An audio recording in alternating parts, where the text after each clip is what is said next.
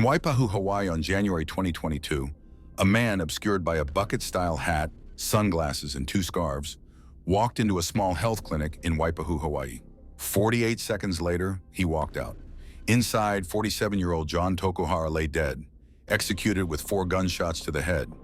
The scene seemed ripe with clues: security footage, shell casings, even the suspect's hat abandoned at the site.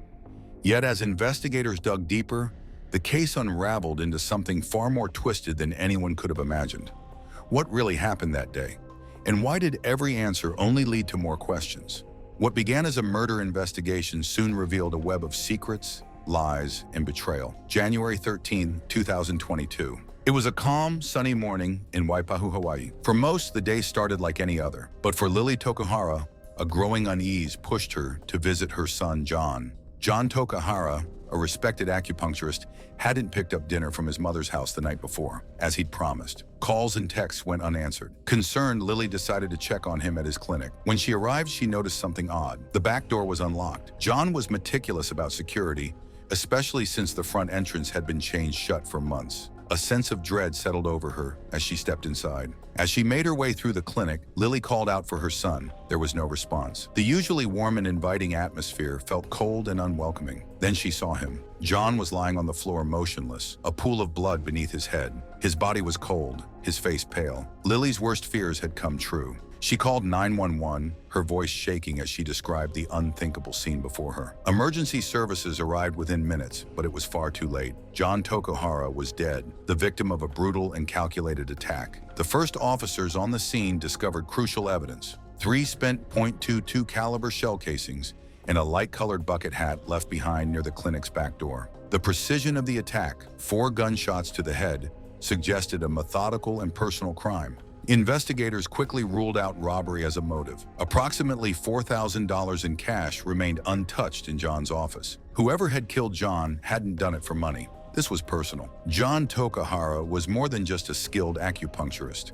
He was a beloved son, a caring uncle, and a trusted friend. His sudden, violent death sent shockwaves through the Waipahu community, leaving everyone to ask, who would want Jon dead and why? He's an acupuncturist, and so he's a healer, and he's helped so many people in the community. He had friends in so many different circles, and he was just someone that was just loved.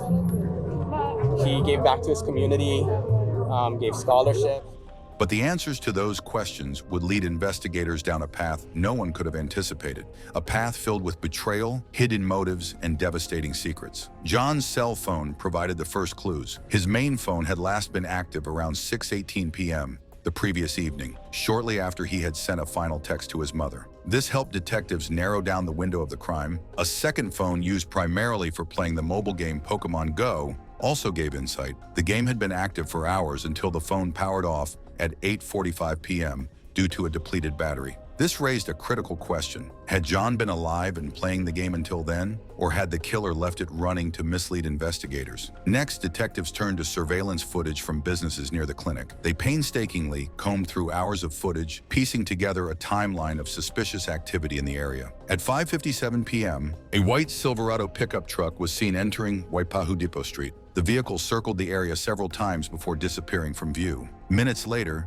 an individual matching the killer's description emerged on foot, heading toward Jon's clinic. This heavily disguised figure entered the clinic at 6:16 p.m., staying inside for less than a minute. By 6:17 p.m., they were gone. The Silverado reappeared briefly, driving away from the scene. Detectives believed this vehicle was directly connected to the crime, making it their top priority to identify the owner. Investigators began the daunting task of tracking down every white Silverado registered in Hawaii. Using the limited details visible in the footage, they focused on a specific model and license plate format. Out of 53 registered vehicles matching the description, most were quickly ruled out. Detectives systematically visited owners, examined trucks in person, and reviewed their alibis. One truck stood out. It belonged to Eric Thompson, a local contractor who lived about 30 minutes from the clinic. The vehicle's make, model, and partial plate matched the ones seen in the surveillance footage. Police tracked the Silverado's movements through a network of cameras. After painstakingly narrowing down their search, they identified one owner whose vehicle matched perfectly: Eric Thompson. Eric was a local contractor, married to Joyce Thompson, and seemingly living a perfect life. But investigators soon uncovered a shocking connection. Joyce had been in a secret relationship with Jon Tokuhara.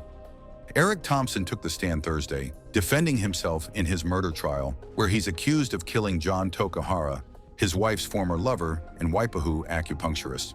He recounted how his wife, Joyce, had been referred to Tokuhara for fertility treatment following a miscarriage. Later, she became pregnant and expressed her gratitude to Tokuhara, believing his treatments had helped. After their daughter was born, Thompson discovered security footage showing Joyce sneaking out of their home around 1 a.m. while he was away on a work trip. He was baffled, wondering where she was going and why their daughter was left behind. Unable to find an innocent explanation, Thompson confronted Joyce, who eventually admitted to having an affair with Tokuhara. Thompson described his shock, anger, and disappointment, especially since Tokuhara had been involved during a vulnerable time in their lives. However, he and Joyce agreed to move forward, and she cut ties with Tokuhara. Tragically, Tokuhara was later found dead in his clinic. In court, Thompson denied being near the scene or having any involvement in the crime. The trial is set to resume Friday with the prosecution's cross-examination.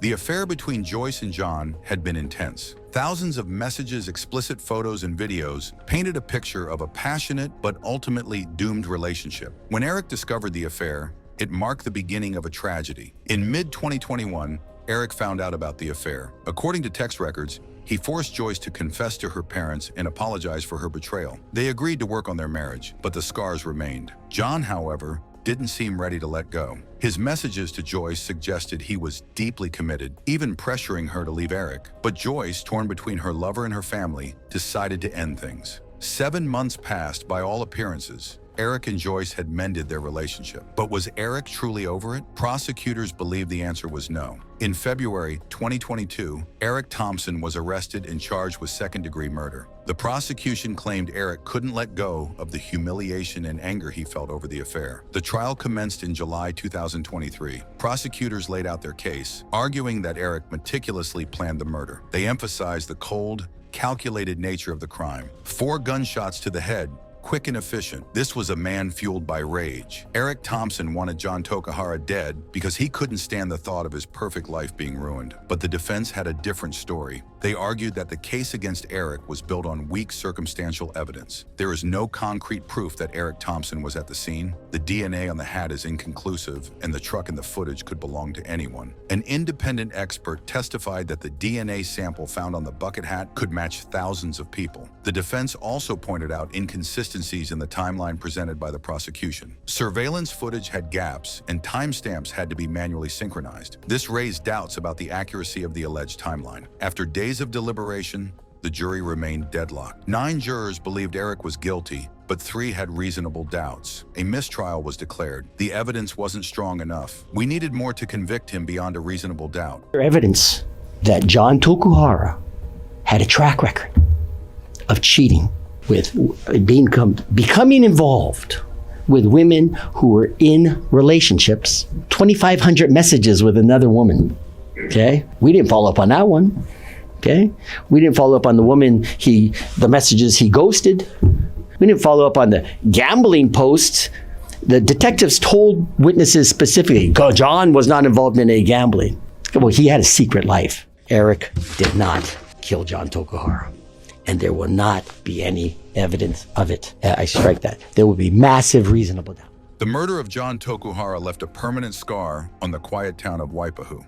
For his family and friends, the pain of losing a beloved son, brother, and friend was compounded by the uncertainty surrounding his killer. Justice, it seemed, was still out of reach. Hundreds attended Jon's funeral to pay their respects. His mother, Lily, stood at the forefront, supported by loved ones. Jon wasn't just an acupuncturist. He was a vital part of the community, known for his compassion and dedication to helping others. Jon had spent his life healing others, but now his own family was left to heal without him. After weeks of testimony, arguments, and emotional accounts, the jury deliberated for 3 tense days. The prosecution had built a case centered on motive, and circumstantial evidence, while the defense soared seeds of doubt around the timeline and DNA findings. But when the time came for a verdict, the jury was deadlocked. 9 jurors believed Eric Thompson was guilty of second-degree murder, while 3 were unconvinced. The judge had no choice but to declare a mistrial. For the Thompson family, it was a small victory. Eric maintained his innocence throughout the trial, insisting he had no involvement in Jon's murder. There were just too many gaps in the evidence. The DNA on the bucket hat was inconclusive, and the timeline had inconsistencies. We couldn't reach a unanimous decision without more concrete proof. For Jon's family, the mistrial was a devastating blow. They had hoped for closure, but instead they were left in limbo, facing the prospect of another trial. We trust the system, and we know justice will come. We'll keep fighting for Jon. The jury's decision reflects the truth. There's no solid evidence tying Eric to this crime. We're confident that in the end, he will be fully exonerated.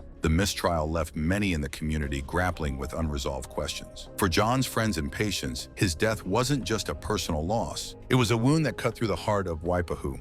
With the mistrial declared, prosecutors immediately announced plans to retry the case, but the road ahead is uncertain. The defense will continue to challenge the evidence, and both sides will prepare for another legal battle. A retrial offers the prosecution a chance to tighten their case, but it's not without risks. They'll need stronger evidence to secure a conviction. Meanwhile, the defense will look to capitalize on the reasonable doubt already established. The second trial was initially set for October 2023, but delays have left the community waiting once again.